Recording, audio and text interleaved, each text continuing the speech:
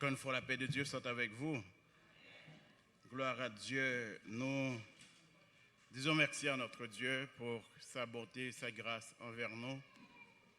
Merci encore pour ce privilège qu'il nous donne d'être à ses pieds, pour l'adorer, pour lui présenter nos hommages et pour écouter sa voix nous parler. Nous disons encore bienvenue à vous tous. Et nous lisons la parole de Dieu dans Éphésiens chapitre 2, le verset 8. C'est par la grâce que vous êtes sauvés, par le moyen de la foi. Et cela ne vient pas de vous, c'est le don de Dieu. Ce n'est point par les œuvres, afin que personne ne se glorifie. Au verset 10, il est dit, vous êtes son ouvrage, ayant été créé en Jésus-Christ pour de bonnes œuvres qui ont été d'avance préparées pour vous, afin que vous les pratiquiez. Parole du Seigneur. La grâce qui coûte. La grâce qui coûte. Dans la première partie de cette série sur la grâce qui coûte, on a vu que la grâce, qui est définie comme étant une faveur imméritée, a coûté très cher à Dieu. La grâce a coûté, entre autres, deux choses à Dieu. On a vu, n'est-ce pas, que la grâce a coûté, premièrement, l'incarnation de son Fils, Jésus, qui a quitté les cieux et qui est venu dans ce bas monde, ce monde de misère, ce monde de péripéties, ce monde de douleur, de souffrance.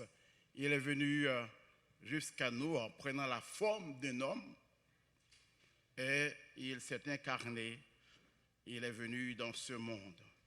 La deuxième chose que la grâce a coûté à Dieu, eh bien c'est qu'elle a coûté la vie de son Fils. Jésus, en venant dans ce monde, a trouvé la mort. Donc, on l'a crucifié. Les hommes l'ont crucifié.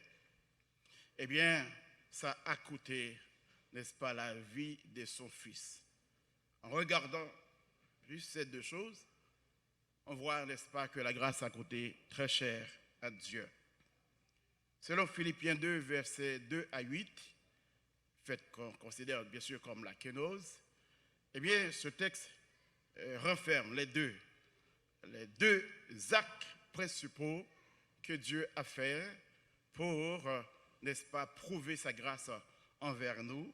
Il est dit, lequel, en parlant de Jésus, existant en forme de Dieu, n'a point regardé comme une proie à arracher d'être égal à Dieu, mais il s'est dépouillé lui-même en prenant une forme de serviteur, en devenant semblable aux hommes et ayant paru comme un simple homme, il s'est humilié lui-même, se rendant obéissant, souligné, jusqu'à la mort, même jusqu'à la mort de la croix.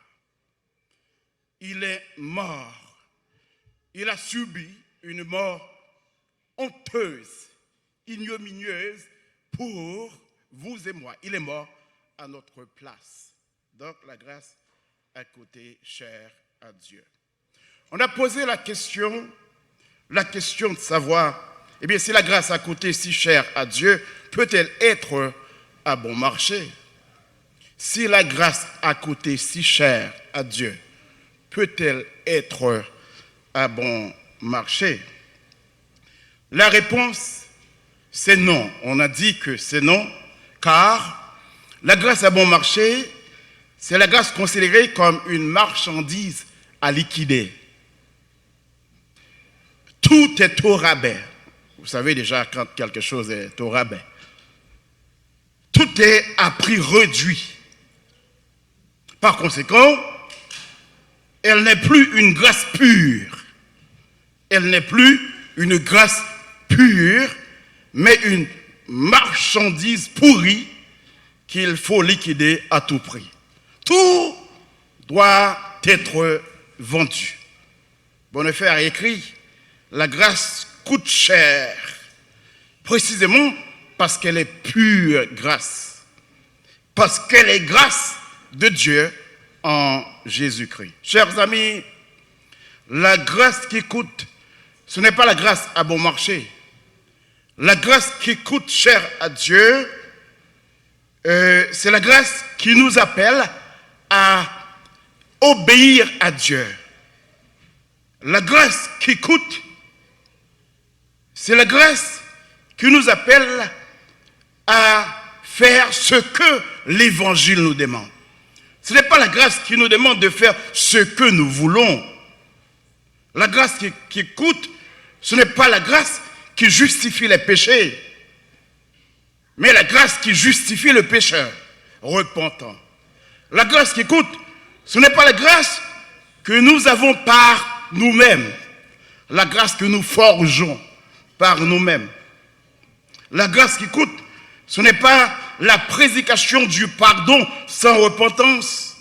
La grâce qui coûte, ce n'est pas le baptême sans discipline ecclésiastique. La grâce qui coûte, ce n'est pas la Sainte Seine sans confession des péchés. Ce n'est pas non plus l'absolution sans confession personnelle. La grâce qui coûte, ce n'est pas enfin la grâce qui appelle à vivre dans le désordre, dans la désobéissance. Ce n'est pas la grâce sans la croix. La grâce abstraction faite de Jésus-Christ vivant et incarné. Maintenant, si la grâce qui coûte n'est pas tout ce qu'on vient de citer, qu'est-ce que la grâce qui coûte? Si la grâce qui coûte n'est pas tout ce qu'on vient de citer, de dire, eh bien, qu'est-ce que la grâce qui coûte? La grâce qui coûte, chers amis, on va voir que la grâce qui coûte, c'est premièrement un appel à l'obéissance. Souligné, je reprends. On va voir plusieurs choses concernant la grâce qui coûte. Mais premièrement, la première chose qu'on va voir avec vous aujourd'hui, c'est que la grâce qui coûte, c'est un appel à l'obéissance. Est-ce que tout le monde a répété ça? C'est un appel à l'obéissance. Lorsque Jésus a commencé son ministère, il a appelé ses premiers disciples. Il les a appelés à l'obéissance. Il nous appelle tous à obéir à sa voix. Il nous appelle tous à obéir à ses commandements. Eh bien, il a appelé ses disciples en disant, dans Marc chapitre 2, verset 14, il a vu Matthieu. Il est dit dans ce texte, en passant, il vit Lévi, fils d'Alphée, assis au bureau des péages, et lui dit, suis-moi. Lévi se leva et le suivit. Soulignez que Lévi, c'est Matthieu. Matthieu a laissé son bureau des péages pour suivre Jésus. Vous êtes là avec moi? Donc, il a laissé son bureau de péage, son travail pour suivre Jésus. Dans Matthieu 4, à partir du verset 18, il est dit, comme il marchait le long de la mer de Galilée, il vit deux frères, Simon appelé Pierre et André son frère, qui jetaient un filet dans la mer, car ils étaient pêcheurs. Il leur dit, suivez-moi et je vous ferai pêcheurs d'hommes. Aussitôt, qu'est-ce qu'ils ont fait?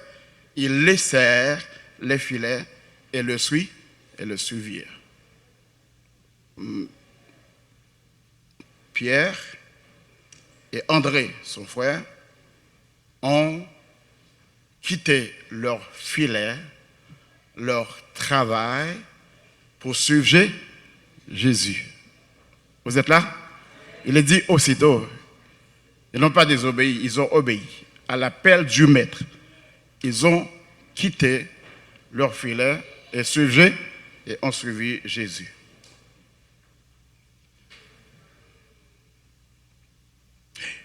Tous les disciples, il paraît que tous les disciples de Jésus ont été ainsi appelés.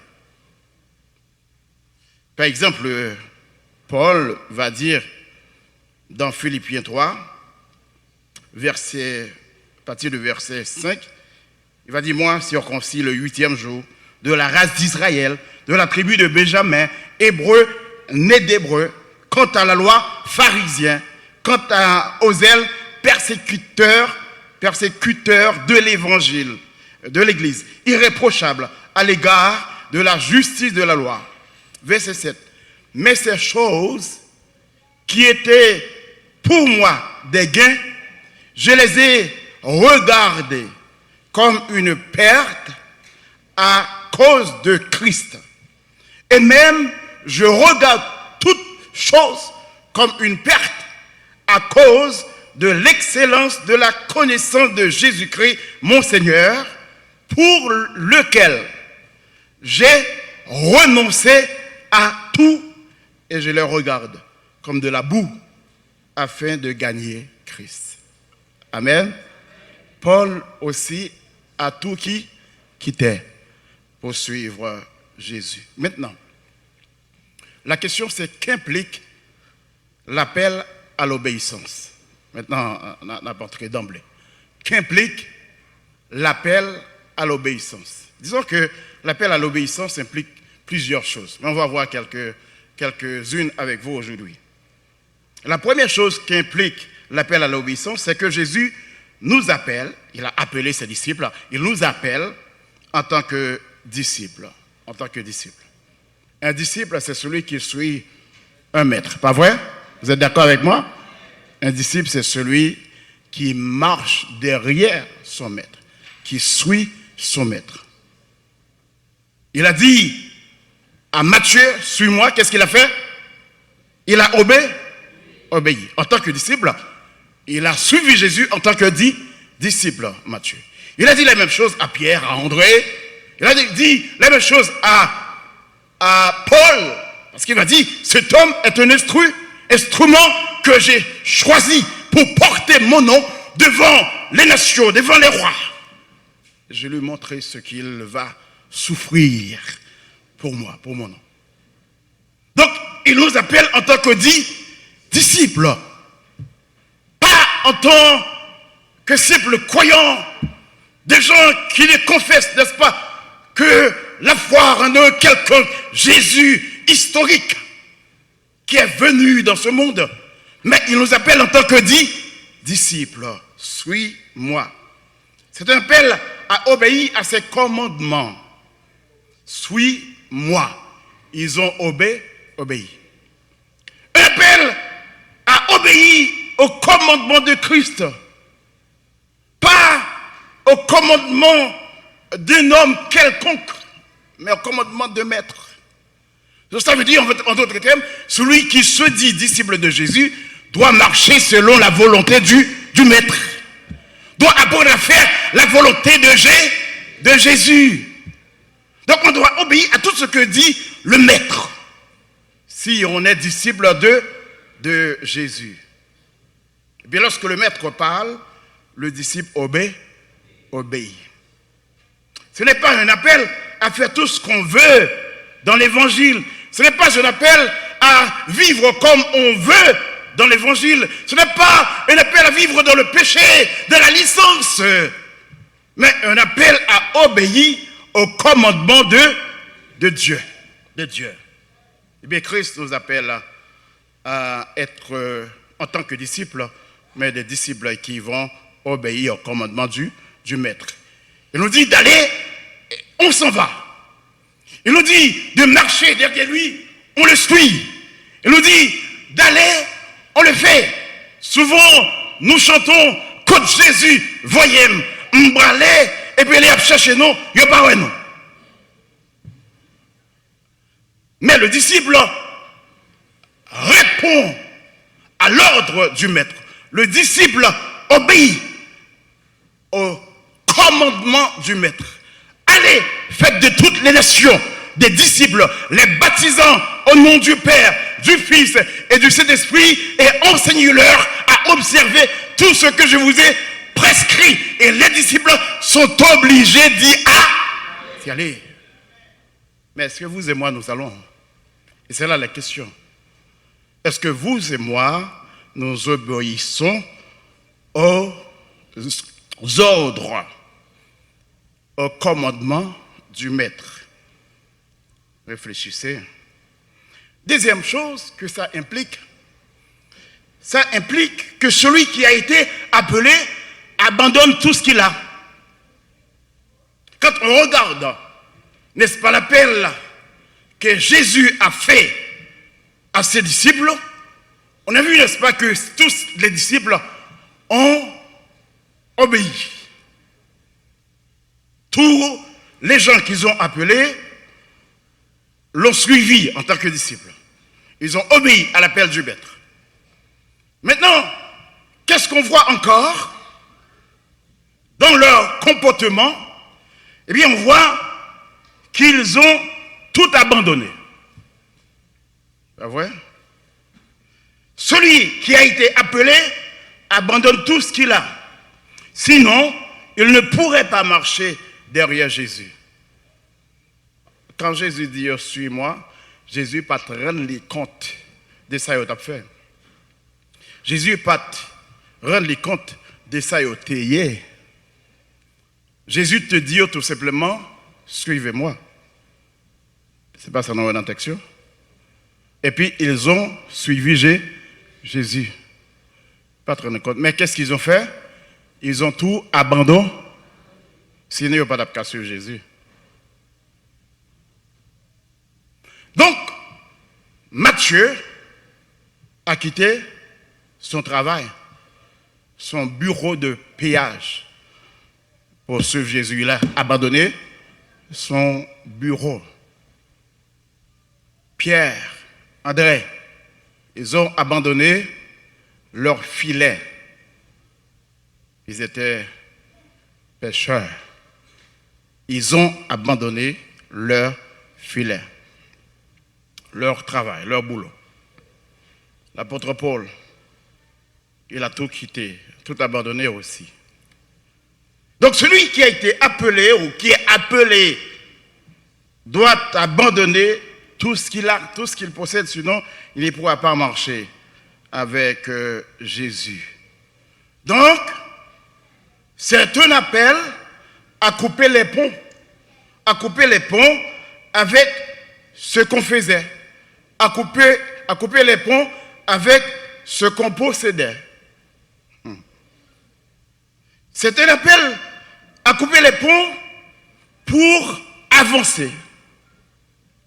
Parce que si on ne coupe pas les ponts, on ne pourra pas avancer. Qu'est-ce que Bartimée a fait? Quand Jésus a appelé Bartimée, qu'est-ce qu'il a fait? Vous connaissez tous, n'est-ce pas, le récit de Bartimée. Bien, le texte nous dit que Bartimée a jeté son manteau. Parce que s'il ne jetait pas son manteau, il ne pourrait pas avancer vers Jésus. Il ne pourrait pas avancer. Il a jeté son manteau. Qu'est-ce que vous n'avez pas quitté pour suivre Jésus? Qu'est-ce que vous et moi, nous n'avons pas quitté pour suivre Jésus? Qu'est-ce que vous et moi, nous n'avons pas abandonné dans notre vie pour suivre Jésus? Vous direz peut-être, pasteur, dois-je quitter mon boulot pour suivre Jésus? Dois-je quitter mon travail? J'aime mon bureau. Dois-je quitter mon bureau, abandonner mon bureau pour suivre Jésus? Comment est-ce que je vais faire pour gagner mon pain, prendre soin de ma famille? Comment les disciples ont-ils fait pour prendre soin de leur famille quand ils ont tout quitté pour suivre Jésus? Vous êtes-vous déjà posé cette question? Comment ont-ils fait pour prendre soin de leur famille? Comment l'apôtre Paul a-t-il fait? En faisant trois voyages missionnaires à travers le monde, comment a-t-il fait pour vivre? Vous êtes-vous déjà posé cette question? Et aujourd'hui, vous vous posez sûrement la question, dois-je quitter mon boulot pour suivre Jésus? Dois-je quitter ma famille pour suivre Jésus? Dois-je quitter, abandonner mon travail? Oh, j'aime bien mon travail, oui, ça paye bien. Je gagne un bon salaire. Ah ouais? Oh, mon boss m'aime beaucoup. Mon patron m'aime beaucoup. Mon travail, j'aime mon travail. Ah ben, dois-je quitter mon travail pour suivre Jésus? Qu'est-ce que Jésus vous demande de quitter, d'abandonner pour le suivre? Écoutez, si on regarde bien les évangiles, après l'ascension de Jésus, tous les disciples ont retourné à leur ancien travail, ancien emploi.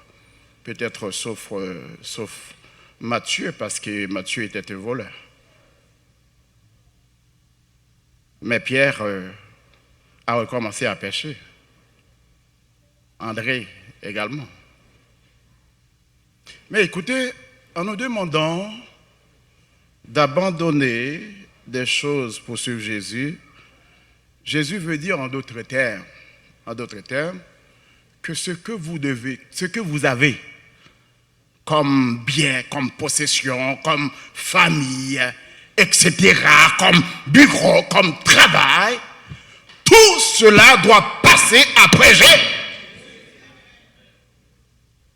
Ça voulait dire en d'autres termes, tout cela, Paul était encore un intellectuel, Paul était encore hébreu, Paul était encore circoncis, Paul avait encore tout son bagage culturel, intellectuel, mais il a dit, je renonce à tout. Je renonce à tout pour suivre Jésus. Ça veut dire en d'autres termes, je dois renoncer à mon travail. Renoncer à mon travail veut dire en d'autres termes, je ne donne pas la première place, n'est-ce pas, à mon travail, mais je donne la première place à Jésus. Je ne donne pas la première place, n'est-ce pas, à ma famille, mais je donne la première place à Jésus. Alors, il y a des gens qui tellement remet famille, pour Jésus première place, c'est sa famille.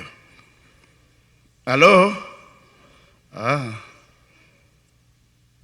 Jésus-Christ dit, c'est pas moi qui dit, souvent même mon papa ou petit frère sort plus que moi, ou pas dit, pour suivre moi. Alors, c'est pas moi qui dis, non papa, pas qu'à l'on n'est pas pour nous. C'est Jésus qui dit, oui. Donc, ça veut dire, d'autres termes, j'aime ma famille, je considère ma famille, je dois prendre soin de ma famille. Si vous ne prenez pas soin de votre famille, vous n'êtes pas disciple de Jésus non plus. Donc Jésus vous demande, à vous et à moi, de donner, de l'aimer premièrement, de donner la première place premièrement à Jésus. Et ensuite viennent les autres choses. Et c'est pour cela, n'est-ce pas, qu'on dit qu'il faut couper les ponts. Couper les ponts au sens spirituel, c'est que j'ai l'argent, mais l'argent pas prend première place, non? Dans la vie. J'ai l'argent, mais l'argent pas prend première place dans la vie. J'ai l'argent, mais l'argent pas plus important, n'est-ce pas, que Jésus. Parce que l'argent a passé, parce que bien possédé a passé, parce que richesse dans le monde a passé, t'as vraiment qu'à passer avant Jésus, Jésus avant tout, parce que Jésus, c'est lui qui a créé là, l'argent. Jésus, c'est lui qui a créé tout bien comme gagné yo. M'baka adorer créature là, mais m'a adoré créateur là. M'baka servi créature là, mais m'a servi créateur là. M'baka servi citerne là, m'a servi source là. M'boile à la source, parce que l'aime bien source là, m'a toujours eu de l'eau. Ça veut dire, ils ont tout abandonné pour suivre Jésus. Et Jésus nous demande à vous et à moi de tout abandonner pour suivre Jésus. Mais il y a des gens qui aiment l'argent trop. Il y a des gens qui aiment l'argent trop. Ils ne peuvent pas quitter l'argent pour Jésus. Alors, il y a quand même le bouffon overtime là, ou après y aller. Mais pour venir à l'église là, ça c'est autre chose. Allô? Même si vous fatigué, oh, fatigué à mort, à mort. On ne peut pas venir à l'église là. Mais si les travailleurs disent, oh, il faut overtime, il y a pour un double. Oh, oui, même que tu as fait. Parce que c'est l'argent. On va vivre dans un monde matérialiste. Le monde baille l'argent premier. Demande aux $200 pour bas, on va pas gagner. On doit dire ou pas gagner. Parce qu'on baille l'argent première place. Mais si Jésus m'a donné, au tient à Jésus, on va bailler premièrement. On va faire sacrifice pour bailler. La femme qui donnait, n'est-ce pas, le parfum de nard pur à Jésus, il n'est pas de gain, il n'est pas de gain comme pas vrai. Il n'est pas de gain comme. Mais il fait et parce qu'elle connaît ça, Jésus fait beau.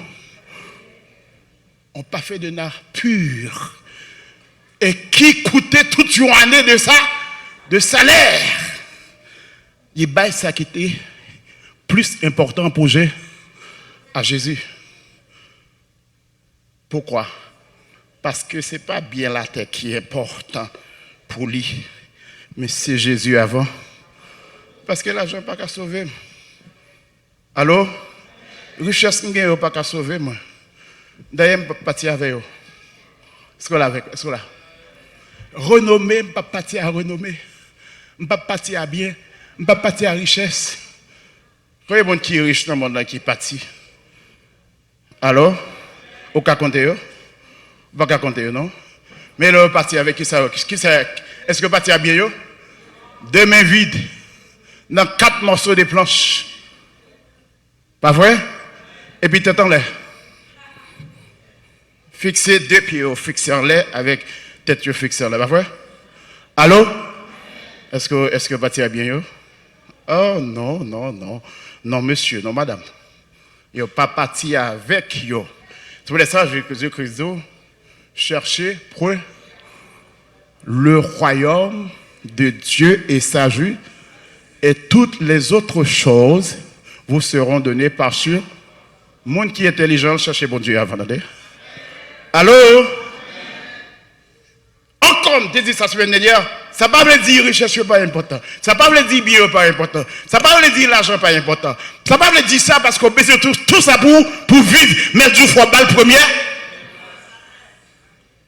Première place parce que c'est lui le créateur. C'est lui qui crée tout bas. La gauche en dit, Mpito Jésus, passez toute bagaille. Pito, lui, passez tout temps. Pito Jésus, passez. Que le monde t'accapare. Plutôt que Jésus. Paul dit, plutôt que Jésus. Je considère tout le comme la boue pour me gagner Christ.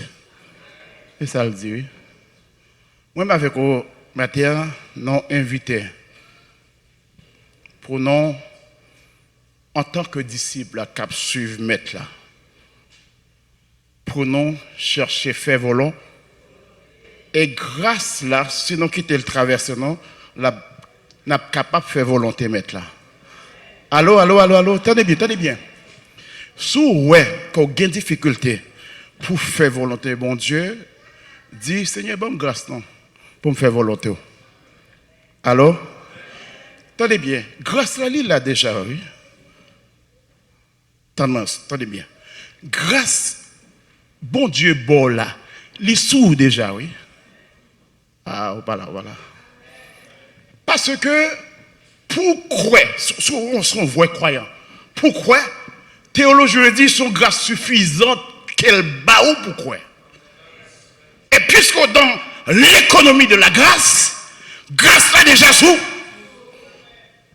c'est peut-être ça, au cas, fait volonté bon, parce que grâce là sous. Mais sinon, qui était non imprégné par la grâce de Dieu, eh bien, petit bagage ça qui dans le monde là, n'a considéré comme la boue en coupole. Pour nous battre Jésus premier, et qui t'aime Dieu, l'autre battre Jésus première place là, ou bien toute bagaille. Que bon Dieu bénisse.